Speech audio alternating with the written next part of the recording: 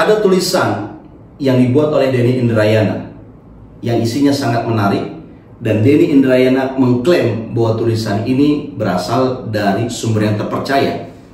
Kali ini kita akan bedah, karena Denny Indrayana mengklaim ini adalah tulisan yang bersumber dari sumber yang terpercaya. Ada menariknya, kita bedah. Menurut Denny Indrayana, pihak istana telah mendesain adanya skenario dalam Pilpres 2024. Sederhananya adalah kita lihat ada plan A istana, ada plan B istana. Istana mendesain dalam plan A bahwa nanti dalam pemilu 2024 Pilpres pemilihan presiden hanya ada 3 calon, di mana 2 calon presiden harus berhasil memangkas suara Anies.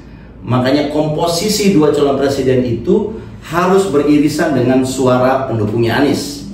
Di dalam plan A disebutkan bahwa 3 calon yang akan digadang ini adalah, yang pertama adalah Ganjar, Prabowo, dan Anies Baswedan. Ganjar akan berpasangan dengan Sandiaga Uno karena diduga Sandi punya irisan suara dengan Anies. Prabowo diduga akan berpasangan dengan Erlangga Hartarto dari Golkar. Prabowo punya suara beririsan dengan Anies. Jadi 2 calon ini diharapkan bisa memangkas suara Anies. Ini dalam plan A. Kemudian pihak istana menurut tulisan Denny Indrayana juga punya plan B, di mana dalam plan B ini hanya ada 2 capres, yaitu Ganjar dan Prabowo. Sedangkan Anies Baswedan gagal karena tidak punya tiket. Salah satunya partai pendukungnya kalah di Mahkamah Agung. Manakah skenario ini yang terjadi? Wallahu a'lam, tidak ada yang tahu.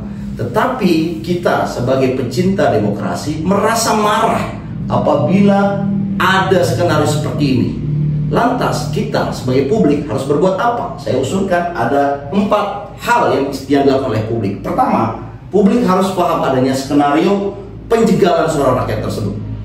Kita harus berani melawan. Penjegalan suara ini adalah musuhnya demokrasi. Publik harus bersatu melawannya. Publik harus mengatakan tidak, kami tidak mau ada skenario A ataupun skenario B. Kami mau pemilihan presiden yang sehat, yang demokratis, yang jujur dan adil. Publik harus melawan pembajakan demokrasi. Dan yang terakhir, publik harus mengatakan bahwa demokrasi harus tegak lurus sesuai dengan aspirasi kekuasaan tertinggi, yaitu ada di rakyat, dan itu dilakukan setiap 5 tahun sekali dalam jangka waktu 2024. Saya Ahmad Nur Hidayat, demikian opini saya, mudah-mudahan bermanfaat. Assalamualaikum warahmatullahi wabarakatuh.